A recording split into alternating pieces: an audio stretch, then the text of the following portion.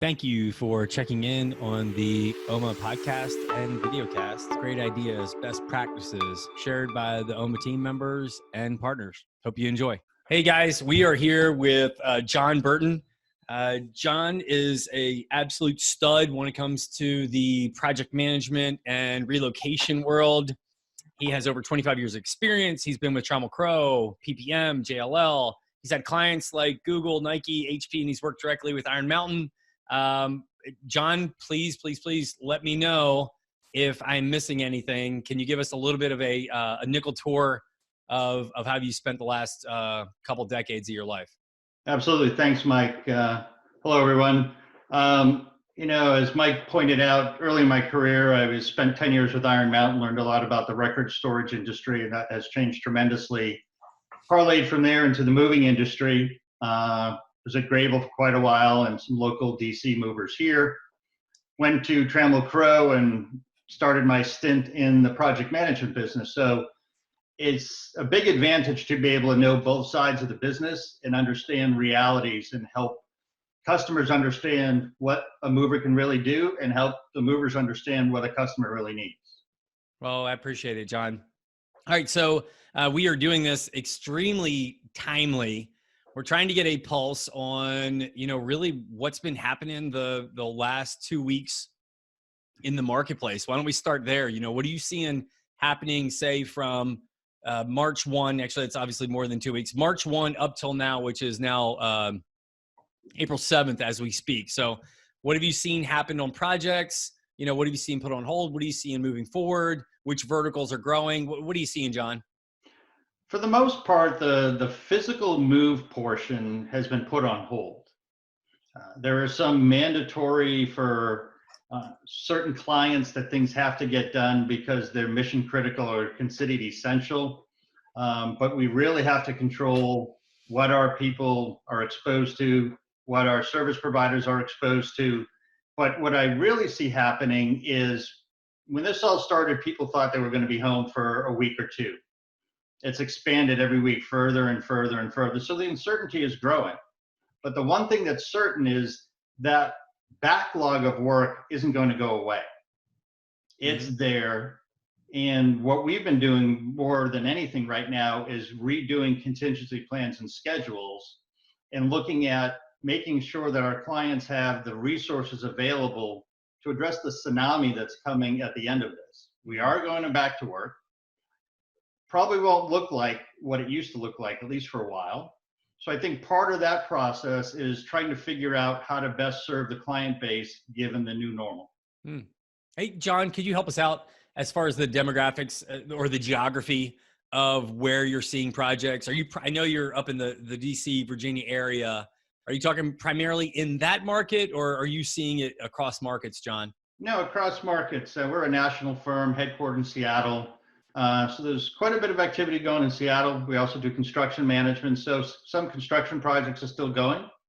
We also do a lot in Silicon Valley. So some of those clients are looking to keep, especially the lab type clients that are continuing with their schedules for new product release and that sort of thing. They need the support. DC as well. There's a lot going on here with the federal government. There's a lot going on with contractors that support the federal government. So the activity is here. It's just different. And it's the folks that are reaching out and understanding the current needs and be able to pivot from what they're used to doing that are finding the opportunity. Okay. All right. Are you seeing, corporate or government, are you seeing much different in response, or are they all kind of putting things on hold in a similar manner? I would say they're all putting things on hold. Then the real push is planning for the next step. What do we do now? What is the new normal? And the firms that I see that are doing well are doing things to help in the interim. They're helping companies deal with their employees at home. Do they have what they need? They may be going to the firm's office, picking up equipment, delivering it and installing it at an employee's home. Or things like that. There's a lot of things coming up that we need to think about that are going to allow us to move to the next step. And I'll give you an example. I was talking to someone, speaking to someone yesterday. a lot of the clients are concerned about putting their material into vehicles and touching crates, or should they go to boxes and the whole thing. So the old saying, if perceptions become reality, the way that your customers perceive you are taking this seriously or not, and if you're sanitizing your trucks and steam cleaning your trucks and steam cleaning your crates, and you let your customers know that, or whatever cleaning method you are going to utilize, when you put them at ease, getting them to engage again is going to be much easier. Well, I'm gonna follow you down that rabbit hole. So, what would be a really nice way? Obviously, we've got a lot of movers that are going to pay attention to this. What are some ways that you would recommend them to communicate that with their customer? Can you think of can you give a couple tips on the best way to share that information? Absolutely. You see, there's a lot of people that are on LinkedIn and Facebook that are saying, hey, we're here. Tells them what they can do, right? But what they're not saying a lot is why they're doing this, right? So I think you have to go to the why. Why are we going to go to your office and pick things up for you? We want to keep your employees productive. But there's also getting over the mental challenge, if you will, of people understanding, is it safe to even ask to have this done? So I think educating the end user, because they may not even be thinking about in front of mind that they're concerned about the sanitation or other things. So if you push that forward and say, hey, this is what we're doing, it helps ease their mind and lets them go to the next step. I love that, John. So really, anybody that's listening here, the concept of sharing your best practices, what are you doing to sanitize, whether it be a crate or your truck or any special things that you're putting in place. John really is absolutely brilliant on that tip. Kevin, do you have anything to add there? No, I think that, again, John mentioned something very important. That's perception is reality. And we've got to understand as providers what the customer's perception is. So being proactive with some of these ways of showing them that we're socially responsible, that we are taking this serious, that it's not something that we're going to try to make them still do it our way, that we're able to adjust and do it the ways that they want, to consult them, to maybe help them do some things that they're not even thinking about yet. Mm-hmm. We talked about in an earlier podcast about how do we stay connected and have mind share with our customers, how to have emotional connection. This is a perfect way of doing that. You're bringing value through it. So perception is reality. I agree. And Kevin, you had mentioned earlier, we were discussing earlier about looking to provide face masks for your crews. Yep. Right. So again, if that comes to fruition, the same thing, our crews will have, we'll have, face mask on. This is what we do with our trucks. This is what we do with our crates. I had someone I was talking to the other day that makes pre-calls like we're all used to doing in the industry. But part of the question is anyone there sick, showing symptoms? Is there anyone, they ask a series of questions, and they won't go into an office or a home that people have, the symptoms or been exposed to the virus, if the people are being honest with them, but at least they're asking the question. Right. Mm-hmm. And Mike, to follow up a little bit on that about with John and I's conversation, and the SRTs have seen the emails flying around, but what we're trying to do is, from an OMA standpoint, is it's tough to find these masks and sanitizers and gloves and those things right now. We know the quantities are limited. So what we're trying to do is find where pockets of procurement are that we can get these and facilitate it for our members, because we do want to help them give that perception of responsibility. That's great. All right. Well, I'm going to get back to the sort of the current impact on the office. So we kind of see what's happening, what's being held back. We know what we can do to communicate well when it comes to what we're doing today. John, I'm gonna jump in. I'm gonna ask you to get out your John Burton crystal ball. Just walk us through exactly when we're gonna open the country back up. No, I'm just kidding. Yeah. We're all going to Easter Sunday Mass. Okay. Exactly. Oh wait. Yeah, I know it's real easy to keep a smile on our face now. If this thing goes out into July, there aren't going to be many smiling faces. So, okay, let's just walk through. Let's assume that May 1 is the day. I'm not asking you to get it out, but let's assume today's, we're getting into May 1. What do you see happening once we get from May 1?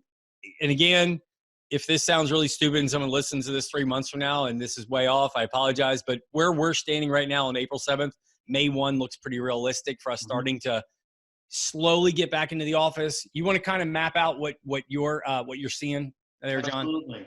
So anybody that's watching the news, Dr. Fauci yesterday, was talking about what the new normal is going to be like.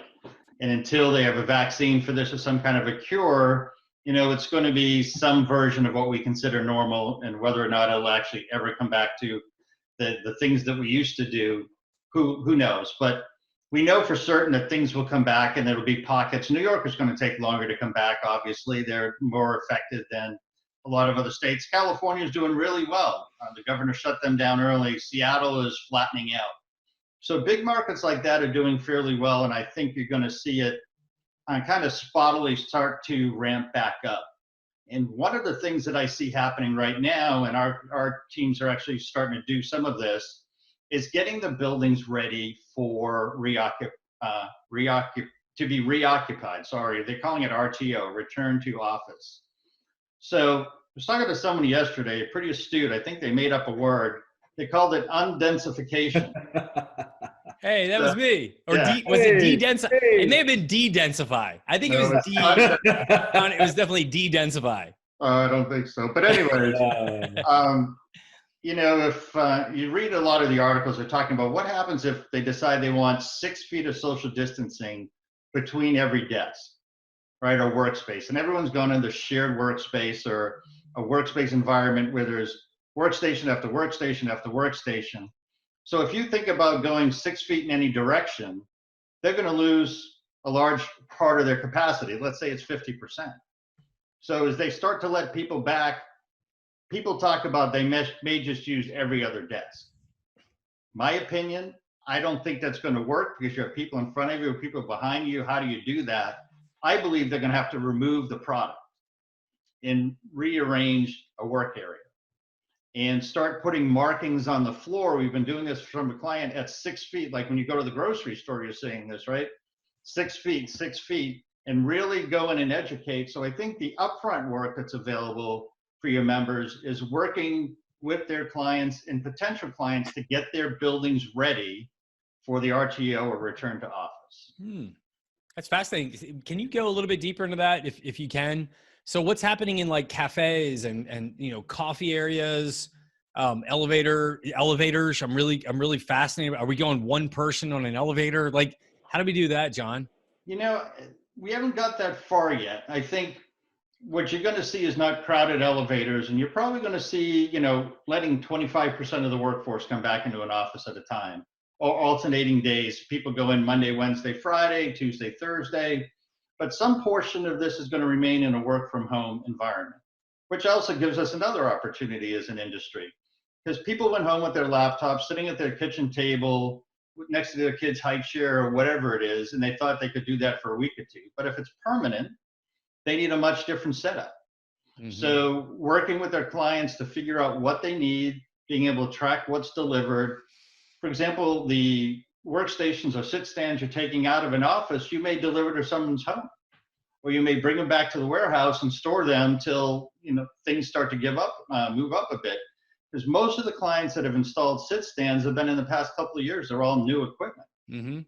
So they're going to need to have it removed. They're going to need to have some kind of a database that's tracking who has what when you start delivering it to the office. There's going to be, I mentioned Iron Mountain earlier, but I don't know how many of your members are into record storage. I mean, a lot of movers were in the day. We bought a lot of movers when I was at Iron Mountain, their storage capabilities. We bought 100 companies in 8 years. So we bought just about every box that was out there. But the companies that are going to start working from home and other things are going to need ways to get people the information they need. Now, look, granted, most of our information is electronic now, but there are certain industries, legal industry, for example, still a lot of paper. Right? All right, so files. I'm going to jump in there because I really think this is valuable, John. If you're a salesperson for a commercial mover, how are you going to run that play? Do I want to reach out to project management? Am I going to reach out to the end user? Am I going to reach out to facilities? Who do I want to run that play to as far as offering to help with the return to the office logistics? Where are we going to run that play, John? Most of it's falling on the facilities folks, right? And even if the facilities is outsourced to a JLL, a CBRE, or something like that, they're not going to have the resources to support it. I think you're going to see a need for a temporary, quote unquote, workforce. They're going to have to sub this out because they're staffed to make the plans on what has to be done. Where I think the opportunity for your teams is implementing those plans, right? What is the safe distance? What are you going to do with elevators? What does the signage look like? Those are all industry experts, whether they be Gensler or HOK or whoever it may be. But then we have the opportunity of implementing the plans that the industry experts have designed or put in place. I like that. So tell me again, could you just kind of go through that? What was the terminology, the return to work terminology that's kind of the word that the term that's being used right now? What is that? De-densification? No. We're talking about like the concept of us all going back into the office. We were talking about like the return to office. Is there a term that's being used right now? No, it's RTO is what people are calling it. And it is literally RTO, return to office. Correct. Well, I mean, the reason I ask is because as a marketer, I'm thinking, well, how do we market that to, the facilities people, to the commercial real estate groups, and even to the architects? Let the HOKs and Genslers know in your area, hey guys, look, we have an entire team that's capable of, whether it be putting table and floor, helping with your signage, helping with your reconfiguring, be there on a weekly basis to help sanitize. That RTO concept can really help a lot of the OMA partners here get through the next 60, 90 days, because these next 60, 90 days can be a real problem. And I would encourage all the members to read as much as they can about what's going on. Look, I talk to, architecture firms all over the country. Happen to know folks at HOK very well here in DC. So while not necessarily a plug for HOK, very good firm, on their website are some very good articles about this whole situation and what the new normal is going to look like in their estimation and what return to work looks like. So I encourage your folks to go out and read articles such as the ones on the HOK site, because it's going to make you a lot more conversant with your clients, and they're going to be looking to you to be an expert, because unless they're a big firm, there's no one at a 500 or 1,000 person company that really has any idea what to do in this situation. Well, John, yesterday you and I were talking, and you mentioned that you used the term, they don't know what they don't know. Exactly. And I think our job is to help them know some of these things, to come across as someone that can be of value to them during this RTO process. Well, if you really think about it, as a salesperson in the moving and storage industry, or just about any industry, a lot of the job of a salesperson is to educate, right? Because people don't know, let's just break it down to simple. What's a good feature in a washer or a dryer, right? You go in and say, they're white, they're black, they're stainless steel, and they wash and dry. Well, not necessarily, right? So when we go in, and I'll use the example of valuation, right? People say, well, I'm already covered at 60 cents a pound. Great. So then you start explaining what valuation is, and they're used to hearing the word insurance. I don't want to go down a road explaining valuation. You all know what that means. But, there's an example of, especially in the household good world, well, I don't need it. Okay. God forbid it doesn't happen, but a truck rolls over and all your belongings are down in a canyon. You're going to wish you had spent that money. So just kind of giving an example, it's really, you don't want to use fear, but you want to be honest with them to think about, you need to be ready for this, which I'll kind of parlay this into something. And it's kind of hard to say to this audience, but it's reality. There are a lot of firms that aren't going to make it through this, right? So the firms that are doing what you folks are doing and trying to get ahead of the curve are smart. But what I'm getting at here is, I believe the supply is going to be a lot less, the available capacity when this is over, versus the demand is going to be greatly diminished. So your opportunity now is to sell that story or that reality to potential clients and say, you need to secure your resources now. And have them understand so that you can plan too. And it makes sense, because if you say, look, I'm filling out my books now for May and June and July or whatever it is. If you call me June 1st and need me June 5th, I'm not going to have any capacity. Now, we understand dates move and things like that, but let's try to get at least the initial stuff done, agree on T's and C's, agree on pricing, agree on scope, and let's get this started so we're not starting at ground zero when all this does break. Mm-hmm. Mm. You had said about the backlog, and that's not going to go away. Demand, we're in an odd time, but the backlog's not going to go away. When you say that, I'm thinking about, there's a lot of projects that are on the boards that our members know about, and they've been pushed. What you're saying and recommending is that they go and reach out to these customers and saying, okay, knowing what we know now, what do you think let's just say that it breaks open on May 1st or breaks open on June 1st. When will you be ready for this? When will you be ready to pull the trigger? When would you like me to have these resources in place? 2 weeks after it opens up or 2 months after it opens up? Are there things that you need to do beforehand, or are you ready to go? That way you can almost have your schedule and your demand and your labor resources lined up before. Is that what you're recommending? Right. And I break it up into two things. I actually wrote an article and sent it to a lot of potential clients and clients over the weekend that talks about operational efficiency and operational readiness. So right now you want to be doing things to make you operationally efficient. When it does release, are they ready to go? So the things that we talked about, getting the building set up, getting 6 feet marked on the floors, having the desk removed and everything else, have that all done so that your operational efficiency leads to operational readiness. So you're planning to do it. So you have to get done with that planning portion that I call operational efficiency now to achieve operational readiness at day zero or day one. John, repeat that, what you just said, that was important, please. Okay. So you have to achieve operational efficiency now. Going in, getting the workplace ready, making sure your equipment is ready, making sure your folks have the proper PPE, making sure that you've been speaking to your folks. This is important. And make note of this, because we're doing it with our employees now.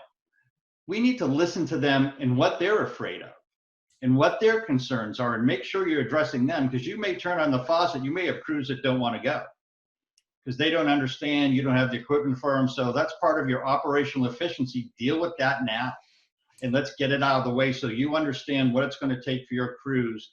And you want to keep your crews safe as well. So it's a two-sided coin here. And that leads to the operational readiness. So it's like going to spring training in the major leagues, right? You're getting your operational efficiency done so when opening day comes, you got your swing down, your arms loosened up, you're in shape. And that's really what this is. It's spring training for the business to come back, to make an analogy. That's a good one. Are you saying that just because you're near Washington and your team is the defending world champions? Is that why you're bringing up the baseball thing? I'm a Red Sox, Bruins, Patriots, Celtics fan through and through. I'm a Boston boy. I got Smart Park in my car. Well, as a Braves fan, it was tough to see the Nationals win it last year, because it was slightly painful. But all right, I love it. Guys, pay attention. Really, efficiency now, operational readiness. I mean, these are key terms. RTO, return to office. If these are new terms to you, that's okay, because they're new terms to a lot of people. So pay attention to what we're hearing. If you need to go back the last few minutes, John just dropped some value bombs. Absolutely important, that can help you bring insane value to your facility people. And what I love about what you're saying, John, is it puts everyone in a position of servitude. How do I serve you? You've got these new things, this new floor taping and we're reconfiguring spaces and elevator signage. How do I serve you, because you're learning it too? How do I bring that? I love it, John. I really do. I think it's super important, and it's a great position for every single OMA partner listening to this to come from. Very powerful. Yeah. And look, I know a lot of you on this call already, been around. I spoke at your conference a few years ago. Kevin knows how to get a hold of me. Mike Maddox knows how to get a hold of me. Don, many of you know how to get a hold of me. I'm always here to answer questions as well. Look, we're all in this together, right? If we have to succeed together or we're going to fail together, because this is unprecedented. We have never seen anything like this. So there's no rule book.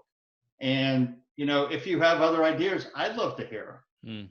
And if I'm just kind of swinging it here a little bit and making commitments for you, Mike and Kevin. But if you have certain questions that you'd like to be addressed in maybe a future podcast, send them in and we can assess it. I'm happy to come back on and address specific questions about, well, what about this?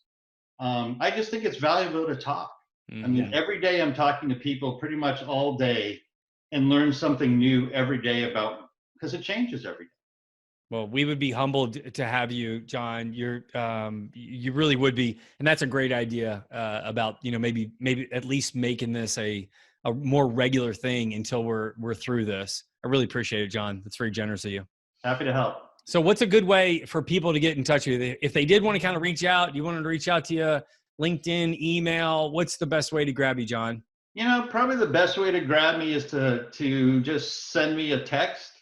I'm happy to give you guys my number. Hey, John, I'll make sure everyone in our organization gets your contact information. Okay, great. Perfect. That's perfect. And if I call you back and you see Laguna Beach come up, yeah, that's an old phone number. And it's pretty nice when people see that. I wish I was there right about now. But yeah. Well, that's good. John, last tidbits. I want to kind of wrap today up because we're going to have you back and we'll have even more value on the next one. But walk me through what are the last things that people could do. Again, we're recording this April the 7th.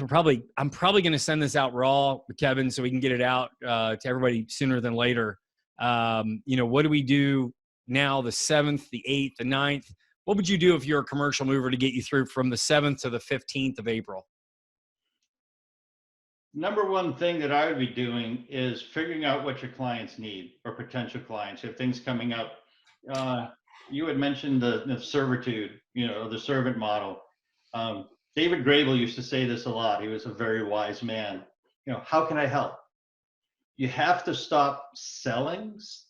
You have to listen and understand what they need.